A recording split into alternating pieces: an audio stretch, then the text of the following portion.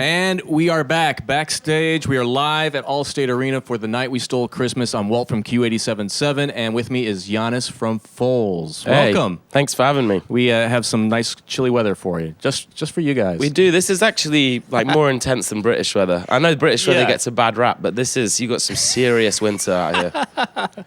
Indeed. First time I saw you guys live was at South by Southwest. It's 2007? Yes. We only did it that year, I think.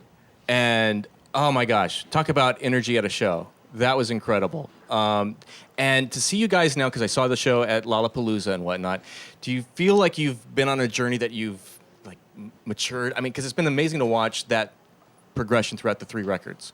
Does it feel like that for you? Yeah, I mean, it definitely feels different. I mean, when we started, we really didn't kind of know what we were doing. We had a lot of passion and enthusiasm, but we definitely weren't like groomed or eased into it. We were kind of thrust into it. Definitely in Britain, like we went from playing house parties to just having, essentially like the music media kind of spotlight on us. Right.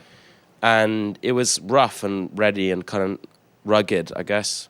And over the years, I wouldn't say like it's got more polished or anything, but I think we've got more gears that we can rely on now. It's not just all about the energy. I felt like in those on the first record, it was basically all about energy and about making it visceral. Right. And now we've got songs that do different things and there's different spaces in the music. So I feel like we're a better band now. Right. Worked with Flood on the new disc, Holy Fire, which I've been a fan of Flood's for decades. How did that decision come about to work with Flood? We were like fans of, some of the records Sure. he'd done, definitely. And Alan Mulder, who's kind of his right-hand man, had mixed the prior record, Total Life Forever. And then when we'd written some stuff, and we wanted to work with British producers in Britain. That was one of the things. And we just met up with them and it just clicked sort of in the room. We had we shared the same ambitions about what we wanted to do with the record, and we had the same reference points and things like that. So it just clicked, basically. There was just a good vibe in the room on the day. It feels like it. It came across in the record. I mean, he's obviously known for a lot of electronic stuff that he's done in the past, but it really just adds to what you guys have already built on. So kudos to that. Thanks. Lots of accolades this year for the record. You're nominated for the Mercury Prize. You just picked up the Enemy Readers Poll top honors for album and track for My Number.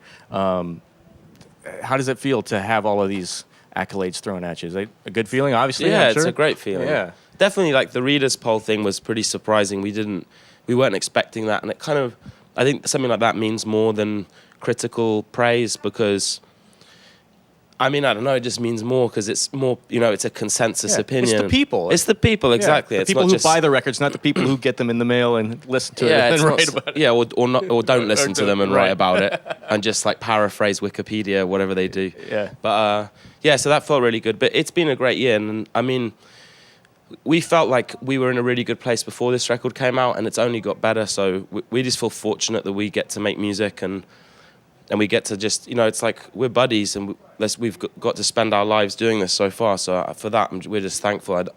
I'm not expecting anything more out of this than I've already got. So That's an awesome approach. I like that.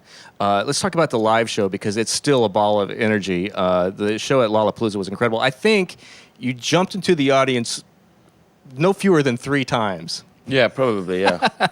When did that start, jumping into the audience? Because you seem to do that a lot. Yeah, I do it a lot. I don't do it like every show, but if it's a two-way thing. Either I'm enjoying the show so much that I just want to get in and amongst it, Yeah.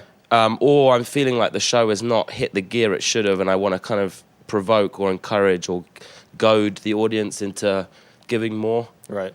Like the shows I grew up watching and enjoying were, I liked bands like Fugazi and Shellac and the Jesus Lizard. Nice. And stuff. Chicago band, Jesus Lizard. Touch and Go Records, all of Yeah. that stuff. And in fact, the Chicago music had a massive following in Oxford, like all of those bands. And I remember seeing them, and the frontmen would be so dynamic and so provocative and unpredictable. And those were the shows that I like to see. I don't personally think that, like within rock music, I don't really have much time for really polished, groomed, choreographed, careerist types of rock bands. I'm not into that.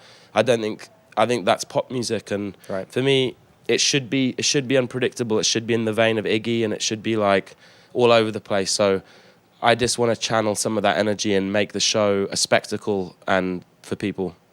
Well, you do a good job of that. We'll see you later on tonight. End of the year, favorite record of 2013? Well, that's a tough one. I don't know. I got really into a lot of electronic records this year. There was a great Fortet record in Britain, John Hopkins, Immunity. I like the Arctic Monkeys record. I think that's a great rock and roll record. Yeah. And the Queen's record's amazing as well. Yeah, both on my list as well. Yeah. Yours is as well. And most memorable gig of 2013, both yours and other bands that you may have seen.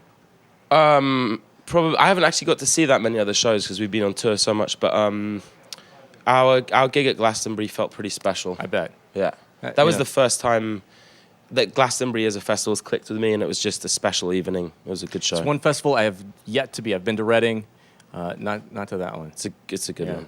One of these days I'll get there. Well, Yannis for Foals, thanks for taking the time to hang with us. Pleasure. A night we stole Christmas. Wish you were here, but you're not. But hopefully you're enjoying this little piece of reality here. So more to come. Stay tuned with Q87.7.